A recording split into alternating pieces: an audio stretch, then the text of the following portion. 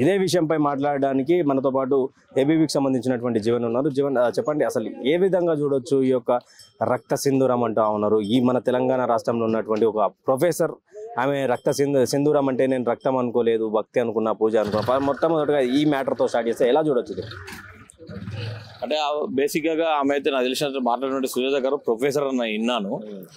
వారు పాకిస్తాన్లో పుడితే బాగుండేమో అని నాకు అనిపిస్తుంది. ఒక విద్యార్థినిగా సాధారణ యూనివర్సిటీ విద్యార్థులు కూడా భావించాలి, ఇప్పటికైనా మేల్కోవాలి. అలాంటి ప్రొఫెసర్ను మన తెలంగాణ రాష్ట్రంలో ఒక ప్రఖ్యాతగాంచి శాతవాహన యూనివర్సిటీలో ఆమెను ప్రొఫెసర్గా ఉంచాలన్నా లేదా అని ఆలోచించాలి. ప్రభుత్వం కూడా, సెంట్రల్ గవర్నమెంట్ కూడా ఆలోచించాలి. ఎందుకంటే ఇలాంటి వాళ్ళందరినీ కూడా ఇప్పుడు మనం ఏరి పరేయకపోతే రానున్న రోజులలో పాకిస్తాన్ నుంచి మన మీద దండయాత్ర చేసి యుద్ధం చేస్తున్నప్పుడు కూడా పాకిస్తాన్ జిందాబాద్ అనే మొత్తుకునే గొంతుకలు అయితే ఇవన్నీ కూడా. ఇలాంటి వారిని అసలు వదిలిపెట్టద్దు. ఇంట్లో ఉన్న దొంగలను ఫస్ట్ ఏరి పారేయాలంటారు. కాబట్టి ఇలాంటి ప్రొఫెసర్ సుజాత గారిని ఫస్ట్ ఇమ్మీడియట్గా జైల్లో పెట్టాలి, లేకుంటే పాకిస్తాన్ పోతామంటే పాకిస్తాన్కి పంపించాలి. ఇలాంటి వారిని మనం ఉపేక్షించద్దు, క్షమించద్దు. పాకిస్తాన్ కంటే పెద్ద ద్రోహి ఏమని ముద్ద వీళ్ళే. కాబట్టి ఇంట్లో దొంగలు అస్సలు వదిలిపెట్టదని మీ అందరూ కూడా విన్నవిస్తున్నాం. విద్యార్థి నాయకులుగా మా అందరి గొంతుగా కూడా గదే. కాబట్టి ఇట్లాంటి వాళ్ళ ఎవరెవరైతున్నారో ఇప్పుడు ఓల్డ్ సీట్లో రోహింగ్యా ముస్లింలు కానీ, పాకిస్తాన్ నుంచి వచ్చి ఇక్కడ వలసవాదులు కానీ, అదేవిధంగా పాకిస్తాన్ జిందాబాద్ అని మేధావులను చెప్పుకునే వాళ్ళందరూ కూడా వీళ్ళందరినీ కూడా ఏరి పరేసి ఫస్ట్ ఇక్కడ నుంచి వెళ్ళి ఫస్ట్ వాళ్ళందరినీ పంపించాలి. రానున్న రోజులలో రేపు రోజున చాలా ప్రమాదకరం పాకిస్తాన్ కంటే ఎక్కువ వీళ్ళది. కాబట్టి వీళ్ళందరినీ కూడా ఏరి పారేయాలని ఈరోజు మీ అందరం కూడా తెలియజేస్తున్నాం విద్యార్థులుగా. ఇక ఆర్మీ మేజర్ కూడా అవి పిక్చర్ బాకీ అని చెప్పి ఒక ట్వీట్ చేశారు. అంటే పాకిస్తాన్ పై మరొక సర్జికల్ స్ట్రైక్ లాంటిది కానీ, ఈ యొక్క ఆపరేషన్ సింధూర్ లాంటిది కానీ మళ్ళీ రేపు కానీ ఈ వారంలో ఏమైనా చూసే అవకాశాలు ఉన్నాయన్న? అసలు యాక్చువల్గా కూడా ఈరోజు శ్రీరామచంద్ర ప్రభు రూపంలో కనబడుతున్న వ్యక్తి ఈరోజు నరేంద్ర మోడీ గారు.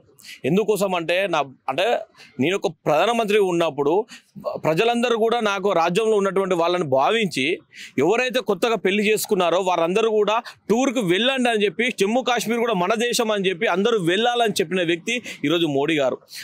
వారి యొక్క మాట విని చాలామంది కూడా టూరిస్ట్ ప్లేస్ అక్కడికి వెళ్ళండి వాళ్ళందరినీ కూడా వాళ్ళ భర్తల్ని అతి కిరాతకంగా నువ్వు హిందువా అని చెప్పి బట్టలు ఇప్పి చూసి చంపడం అనేది చాలా ఘోరమైన చర్య. వీళ్ళందరూ కూడా వీళ్ళ యొక్క భర్తలు చనిపోతే మన యొక్క భారతదేశ సంస్కృతి ప్రకారము నుదుటిన బొట్టు తీసేయాలి. ఆ నుదుటి బొట్టు కోసం అని చెప్పేసి కేవలం ఈ యుద్ధం కాదు, ఇది మీ అందరూ కూడా తెలుసుకోవాల్సిన విషయం ఏంటంటే యుద్ధం కాదు. నా యొక్క భారత మహిళలు నుదుట బొట్టు తీసినందుకు నా యొక్క చర్య, ఇది ఒక డెమో మాత్రమే. ఈరోజు భారతదేశం మీద 28 మంది ప్రాణాలు తీసినప్పుడు నా యొక్క స్త్రీల యొక్క నుదుట బొట్టు తీసిన కదా, అందుకోసమే పెట్టిన పేరే సింధూర్. దీనికోసమే కేవలము నలుగురు వచ్చి చంపినందుకు ఈరోజు దాదాపు 200 పైచిలుకు మందిని ఈరోజు అట్టుమార్చిండ్రు. 9 కేంద్రాలలో చంపడం జరిగింది. మోడీ గారు అతి కిరాతకుడు అయితే, భారతదేశం అతి కిరాతకులు అయితే పాకిస్తాన్ మీద మొత్తం కూడా చేయాల్సి ఉండే, కానీ పాకిస్తాన్ మొత్తం మీద కూడా చేయలేదు. కేవలము ఈ ఆర్మీ సంస్థల మీద కూడా చేయలేదు. ఉగ్రవాద కేంద్రాలుగా ఆర్మీ వాళ్ళు ఇద్దరు కలిసి ఉన్న కేంద్రాల మీద మాత్రమే, ఆ 9టిని మాత్రమే ఈరోజు 100 క్యాంపులు ఉన్నాయి ఆడ. కానీ 9టిలో మాత్రము కంప్లీట్గా ఉగ్రవాదులు మాత్రమే ఉన్నారని చూసి ఈరోజు ప్లాన్ చేసి ఇలా పొద్దున్నే అటాక్ చేయడం జరిగింది. దానికి అక్కడ ఉన్నటువంటి మేధావి వర్గం, పాకిస్తాన్లో ఉన్నటువంటి మేధావి వర్గము, శాస్త్రవేత్తలు, ప్రొఫెసర్లు అందరూ మాట్లాడుతున్నారు, మాకు పాకిస్తాన్కు స్వతంత్రం రాలేదు, పాకిస్తాన్ ఇప్పటికి కూడా చైనా యొక్క మోచేతు నీళ్లు తాగుతుంది, ఇప్పటికైనా మనం భారతదేశంతో కలిసి స్వతంత్రంగా బతకాలి, పాకిస్తాన్ యొక్క అన్నతమ్ముల్లాగా బతకాలని అక్కడ మేధావి వర్గం మాట్లాడుతూ ఉంటే ఈ ఉగ్రవాదులు వారిని కూడా ఇష్టానుసరితగా చంపడం ఎంతవరకు సమంజసం? అంటే మీరు పాకిస్తాన్ చంపుకోవడం ఎంతవరకు? మీరు మనుషుల రాక్షసుల ఈరోజు అర్థం కాని పరిస్థితిలో ఈరోజు అంతా భారతదేశం ఉంది. ప్రపంచ దేశాలన్నీ కూడా ఈరోజు మాట్లాడుకుంటుండే, అరే పాకిస్తాన్ ఉన్నటువంటి మేధావులని చెప్పి వాళ్ళనే ఇంటెలెక్చువల్స్ అని ప్రొజెక్ట్ చేసేది వాళ్ళే, వాళ్ళనే అన్ని రష్యా కంట్రీస్ ఎడ్యుకేషన్ హబ్లకు మీటింగ్స్ పంపేది వాళ్ళే. లాస్ట్ వాళ్ళు ఈ యొక్క పాకిస్తాన్కి స్వతంత్రం రాలేదని చెప్పినందుకు చంపడం ఎంతవరకు? ఇటు భారతీయులను చంపడము కాకుండా ఇటు పాకిస్తాన్లో ఉన్నటువంటి మేధావి వర్గాన్ని కూడా చంపడము ఎంతవరకు సమంజసం? అక్కడ పాకిస్తాన్లో ప్రజా పరిపాలన ఉందని వాళ్ళు అనుకుంటారు, కానీ ప్రజా పరిపాలన లేదు, ఉగ్రవాదుల పరిపాలన మాత్రమే అక్కడ ఉందని చెప్పి ఈరోజు తెలంగాణ యావత్తు భారతదేశం 140 కోట్ల మంది ప్రజానీకం భావిస్తుందని తెలియజేస్తున్నారు. అయితే పాస్టర్ ప్రవీణ్ విషయంలో చాలా మంది బయటికి వచ్చేసి బ్రదర్ షఫీ లాంటి వాళ్ళు కావచ్చు, పాస్టర్ అజయ్ బాబు లాంటి వాళ్ళు కావచ్చు, వీళ్ళందరూ ఏడ్చి ఎగ్గోలు పెట్టి వగలాడి ఏడుపులు మారేసినటువంటి వ్యక్తులు ఇప్పుడు బ్రదర్ షఫీ వచ్చేసి మతం ఆధారంగా చంపలేదు, ఉగ్రవాదులకు మతం ఉండదు అంటుండే. దీని మీద ఏం మాట్లాడచ్చు? ఉగ్రవాదులు అంటేనే ముస్లిమ్స్ కంప్లీట్గా. నేను ఈ భారతదేశంలో ఉన్నటువంటి ప్రపంచంలో ఉన్నటువంటి ముస్లింలు అనట్లేదు.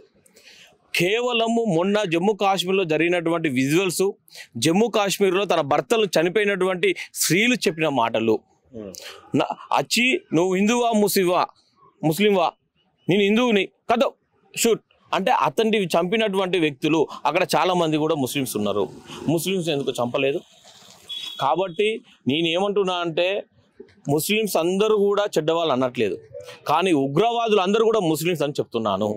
ఫస్ట్ భారతదేశంలో ఉన్నటువంటి వాళ్ళందరూ కూడా గ్రహించాల్సింది ఏంటంటే ఈరోజు ఉగ్రవాద రూపంలో ఉన్నట్టు వాళ్ళందరూ కూడా ముస్లిమ్సే, హిందువులు కాదు, క్రిస్టియన్స్ కాదు, మరొకటి కాదు.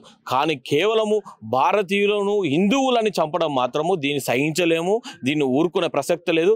భారతీయుడి ఒంట్లో DNA అనేది అంటే ఒక చెంప మీద దెబ్బ కొట్టి ఇంకో చెంప పెట్టే రకం కాదు.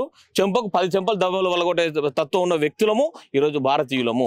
కాబట్టి ఈ ప్రభుత్వాన్ని కానీ, ఈ పాకిస్తాన్ ప్రభుత్వాన్ని కానీ, పాకిస్తాన్ ఉగ్రవాదులను కానీ వదిలిపెట్టే ప్రసక్తి లేదు. ఈరోజు POK ఒకటే అని అనుకుంటున్నారు పాకిస్తాన్లు కానీ, భారతీయులు కానీ. మోడీ యొక్క పరిపాలన ఏ విధంగా ఉందంటే, వ్యూహరచన ఏ విధంగా ఉంటే అఖండ భారత్ లక్ష్యంగా మాత్రమే ఈరోజు మోడీ గారు పనిచేస్తున్నారని నేను భావిస్తున్నాను, విద్యార్థులందరం కూడా భావిస్తున్నాము. Thank you.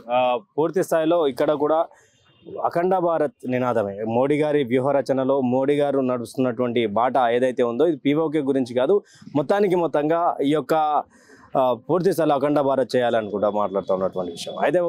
Thank you.